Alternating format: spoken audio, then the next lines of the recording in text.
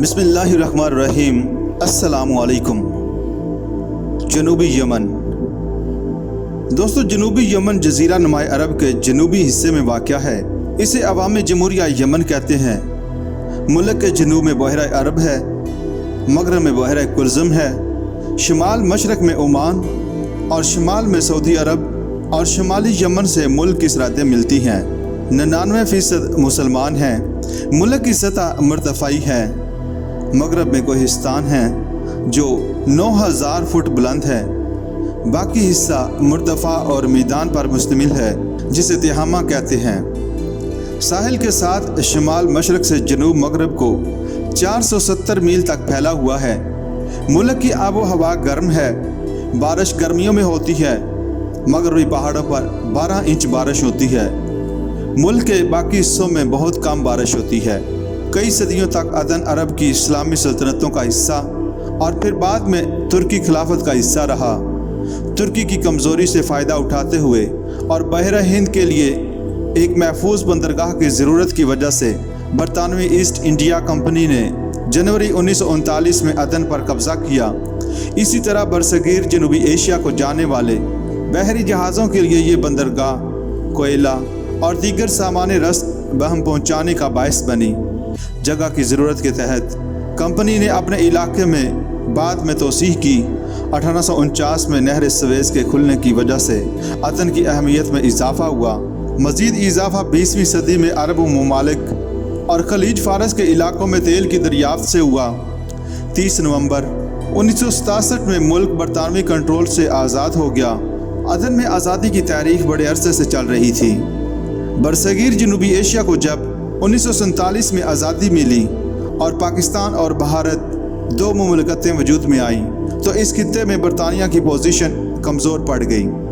Yemen की अंदरूनी क़ुव्वतों को तक़वियत मिली। आज़ादी की तारीख आहिस्ता आहिस्ता फैलती रही। अंग्रेज़ इस इलाके को आज़ादी नहीं देना चाहते थे क्योंकि अरब मुल्कों से तेल की महफूज तरसील के लिए इन्हें अदन की बंदरगाह की ज़रूरत थी। लेकिन आज़ादी की तहरीक कदम ब कदम आगे बढ़ी। कौमी आज़ादी का महाज नेशनल लिबरेशन फ्रंट मुल्क की आज़ादी की सबसे बड़ी तंजीम थी जिसका रहनुमा कहतान अल-शुएबी था।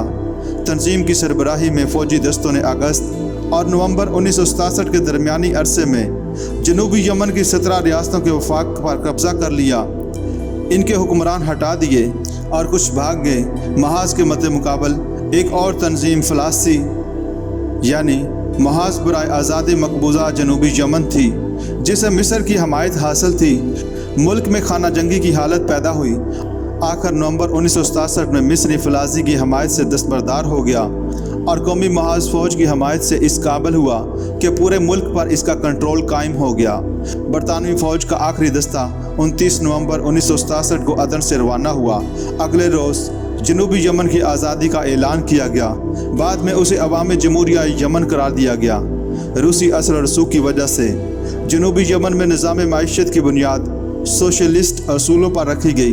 1970 में ज़री इस्लाहात नाफज की गई और सनद को कौमी मलकियत में ले लिया गया। मुल्क में एक पार्टी की हुकूमत रही लेकिन मुमलकत इस्लामी असूलों पर इस्तेवार की गई और 1975 के आइन में मुमलकत की इस्लामी नौइयत और हैसियत को वाज़ेह कर दिया गया। जनूबी यमन की सितंबर 1972 में शुमाली यमन से झड़पें हुई। अरब लीग ने मुदाखलत करके सुलह करवा दी और दोनों मुल्कों ने बाहमी इत्तेहाद के लिए मिस्र के दारुल हुकूमत काहिरा में एक माहिदे पर दस्तखत किए, लेकिन ये मुआहिदा अमली सूरत इख्तियार न कर सका। जून 1978 में शुमाली यमन के सदर कर्नल अहमद हुसैन एक बम धमाके में जाँ बहक हुए तो इसका इल्ज़ाम जनूबी यमन पर आयद किया गया जिससे शुमाली और जनूबी यमन में फिर लड़ाई छिड़ गई।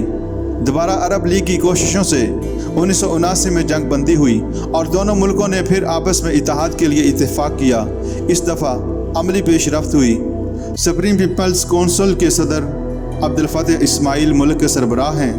यूरोपीय मुल्कों और मुत्तहिदा अमेरिका के साथ अवामी जमहूरिया के अच्छे ताल्लुकात हैं। ताल्लुकात में तजारती और सकाफती रवाबत शामिल है। मुल्क में तारीख़ी आज़ादी के दौर से रूसी असरात मुरतब होते रहे हैं। इस वजह से रूस और दूसरे सोशलिस्ट मुल्कों से गहरे तजारती और सकाफती ताल्लुकात हैं। रूस मुल्क की दिफाई ज़रूरतें पूरी करता है। बरी, बहरी اور فضائی افواج روسی اسلحہ سے لیس ہیں۔ اسلامی ممالک کے ساتھ جمہوریہ کے اچھے اور برادرانہ تعلقات ہیں۔ جمہوریہ عرب لیگ اور اقوام متحدہ کا ممبر ہے۔ ملک کی معیشت زرعی ہے، اگرچہ کل رقبے کا بہت کم حصہ یعنی 1% سے کم قابل کاشت ہے۔ کاشتکاری پر 75% آبادی کا انحصار ہے۔ زراعت اور ماہی گیری سے قومی آمدنی کا بیشتر حصہ حاصل ہوتا ہے۔ کاشتکاری زرخیز وادیوں، سیلابی میدانوں اور خاص طور پر پہاڑوں کے اطراف پر چبوتروں پر ہوتی ہے۔ گندم، کپاس، تمباکو، باجرہ، کھجور اہم اجناس ہیں۔ کپاس برآمد کی بڑی جنس ہے۔ تمباکو اور کھجوریں بھی برآمد کیے جاتے ہیں۔ ملک میں جدید طرز کی زراعت کی حوصلہ افزائی کی جا رہی ہے۔ ساحلی علاقے میں ماہی گیری اہم پیشہ ہے۔ کپاس کے بعد مچھلی برآمد کی اہم جنس ہے۔ ملک کے پہاڑی علاقے میں سونا، تانبا، باکسائٹ کے ذخیرے پائے جاتے ہیں۔ البتہ کسی وجہ سے ذرائع آمد و رفت کی سہولت سے استفادہ نہیں کیا گیا۔ صنعتی لحاظ سے ملک پسماندہ ہے۔ عدن میں 1954 میں تیل صاف کرنے کا کارخانہ قائم کیا گیا، جس میں درآمدی تیل صاف کیا جاتا ہے۔ اس کے علاوہ پارچہ بانی اور مشروبات کے کارخانے ہیں۔ کشتیاں بھی بنائی جاتی ہیں۔ عدن کی بندرگاہ ملک کی معیشت کا ایک بڑا سہارا رہی، کیونکہ مشرق و مغرب کے درمیان سفر کرنے والے جہاز اس بندرگاہ سے گزرتے ہیں۔